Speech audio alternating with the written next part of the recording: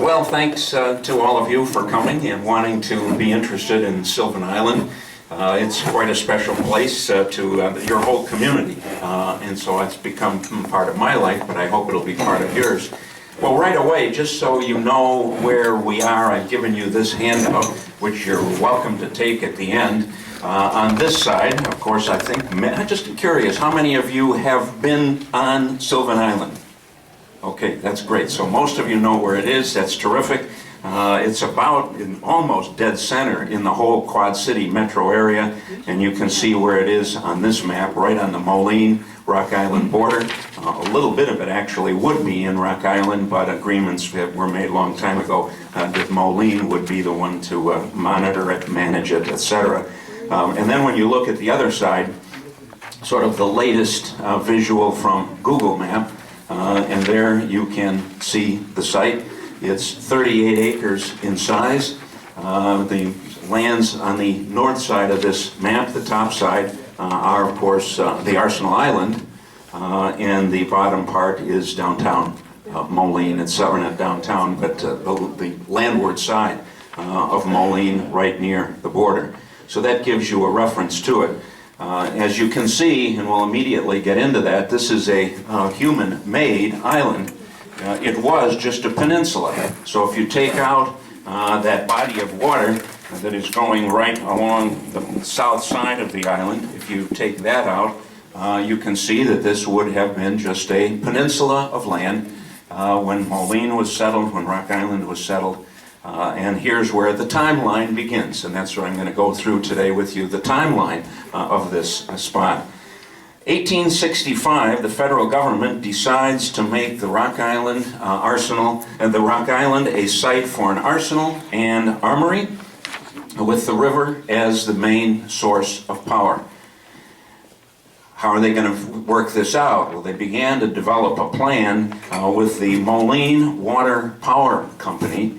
And if you take the north side of the island, as you can see it here, but not have the dam where it is right now, which is right at this eastern end of the island, but actually with the first design of this human-made wall to seal this thing off, and to create then the tail race where they would divert water. A tail race, I think we know, is the main channel, and then the diversion was actually going to be at 15th Street in Moline. Think of the length of that construction if it would have occurred from 15th Street all the way to 1st, a good mile long. Well, that plan was dropped, and so when it finally was constructed, it began at 6th Street. Which is about just a little bit to the east of where this end is. So it went from 6th Street in Moline to the border. That's how when it first opened. And it was in that form until it was later remodeled. 1871 is when the power was first delivered. The water power site, when you look at the map, it's right back at the eastern end of that. Would have been at the eastern end of the older structure. And at that way, anyway, with the construction of that tail race, then Sylvan Island came into being. And otherwise, that parcel, as we said, was simply a peninsula. In 1894, there were some uses of that island before that, but we've never really documented it, and there didn't seem to be anything of major significance. Ongoing stories, though, if people do more research on this, we'll find out more. But 1894 is the main big date because that's when Sylvan Steel Company was established on the island. And they forged and rolled steel bars and iron. In 1894, the same year, Moline Stone Company opened a quarry. Which was on this side, as this map, as you would see it, it would be close to the northern part, about down 3/4 of an inch from the top side. When you can see that line that's going through the middle of the island, that's the trail. And as you're walking from the south on up and then going in this direction, right about in here to the left side of the trail, you would be, is where there was the quarry. Now it's completely surrounded by vegetation. that you would not even know it was there. Anyway, it opened the quarry, but by 1917, we were told by old-timers when we first started to do this research in 1970, that was simply a water hole. Now I've never filled in the details between 1894 and 1917, exactly how long the quarry operated, but there's some really good dolomite type of limestone that is there, and that would have been used in constructing some materials around here. 1894, also, the Twin City Ice Company, and then later it was the Moline Channel and Ice Company in 1899, for about 20 years. Again, we don't know officially when that stopped. That's more research that somebody can do. But for nearly 20 years, they cut ice out of the area around Sylvan Island. During the winter months, they had a place on the island where they could store some ice, and then just on the south side of the tail race, where now there's the Moline Gateway Park, Sylvan Gateway Park, that's where there were some shelters from which people would then go and get their ice for their ice boxes for the winter. And so that lasted, according to the best that we could find, about 20 years. 1898, an open hearth furnace was completed, and that was the first steel that was produced under that new open hearth process, and it then merged with Republic Steel, of sort of more national fame, certainly based in Chicago and with the roots also in Pittsburgh. 1898, 1898 to 99, the dam was moved from that approximately 6th Street location to its current location. So when you and I are there and we look down and we see that powerhouse down the tail race, that you will know that that is something that was in place about 1898, 1899. By the way, I'm sorry I'm not showing many pictures here. I thought I might, but then I knew the screen was small. But if I would have had to show pictures, I would have had to go out and take pictures there, because I always go on field trips. The only time I talk about Sylvan Island is when people come there and we walk around. So out of my 25,000 slides, I think I probably got 5 of Sylvan Island. It's too close. So you got to go and see the thing. Don't see it in the images. Would you explain what a tail race is? Pardon? What is a tail race?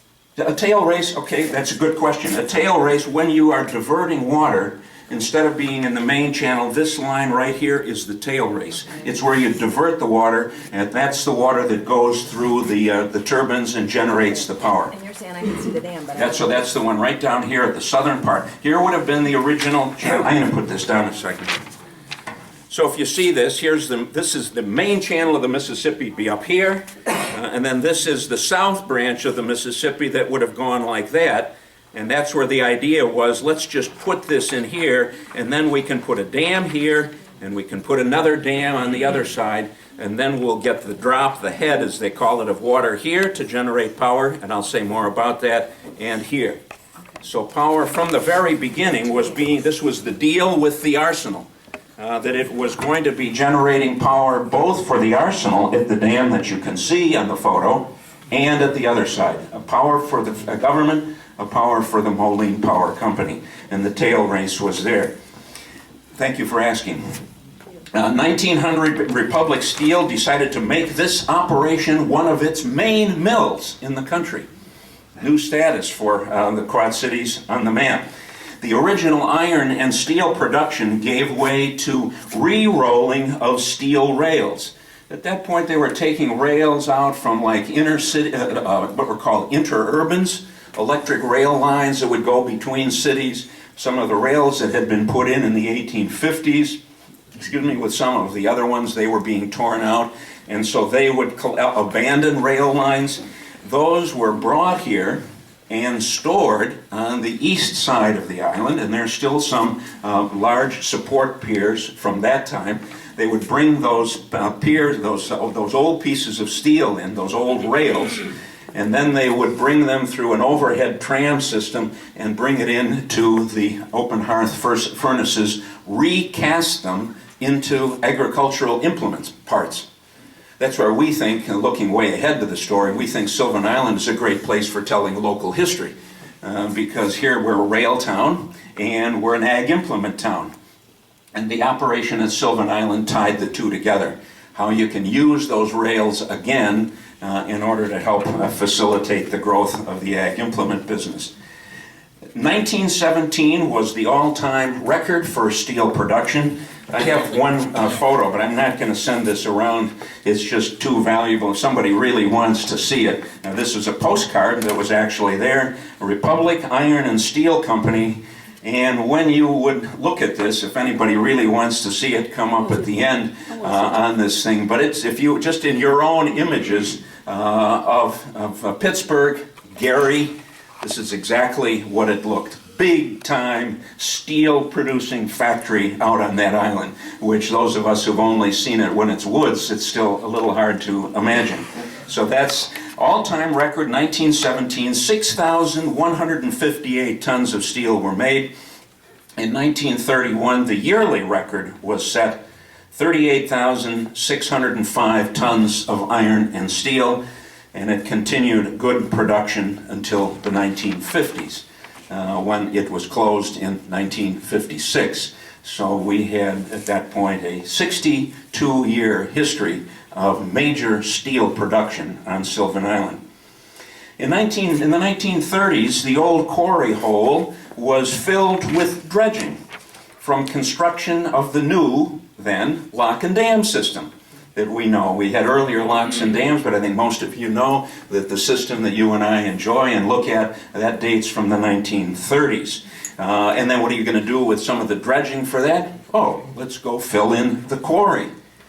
You may know that dredgings of river materials, sometimes it's, it's called alluvial material, river deposited material. If you bring that out, it actually can be pretty good soil. And so then the quarry was used in the Depression and in wartime by people who needed some place to grow local food. And so it turned into, sometimes it was called a victory garden. I don't know how much was there. Some people say, oh, I don't know how much of that was going on, but other people said, I swear it was going on. And so, fortunately, not the kind of thing that's probably documented, although there might be some newspaper stories in the 30s and 40s. We simply haven't had time to uncover that. 1956, so then things go on, nothing else is, the steel is still being produced. July 1956, the plant closes. They transferred the operations to the South Chicago Republic Steel Works. Some of us, Janet and the Rosemans and the Wetzels, I guess, we've had field trips in Chicago on the waterways. And while we in the Quad Cities lamented, those of the people who were living here then, lamented the closing of the Republic Steel plant here, now you can go along the south side of Chicago and they'll show you where Republic Steel used to be in Chicago too. That one also got closed. But at that point that was a big move. And they began to sell off the parts. By 1959, the value of the property had dropped to only $33,000 for Sylvan Island. Something we haven't been able to figure out, but Jesse Perez and some other people who know, I wish he could be here to also help tell the story. But one of the things, when we first did the research, as you can imagine, when they began to close down the factory, there's going to be some good metal and there's going to be some good copper in there that the salvage people would like. Well, they made an agreement. Everybody swears by this. I've not seen the documents. But that the demolition person came in, took the iron, took the copper, and got out of town. And they left the brick and the unusable concrete slabs and everything else that you can still see over there. They sold the good stuff and got out of town. Now, I kept thinking somewhere there's got to be a document. Somebody must have signed somebody with some agreement. So I didn't even know the name of the company. But everybody seemed to know this story. And that's why then what was left wasn't very valuable, $33,000. In the fall of 1958, the company abandoned the site and it reverted to the Moline Water Power Company.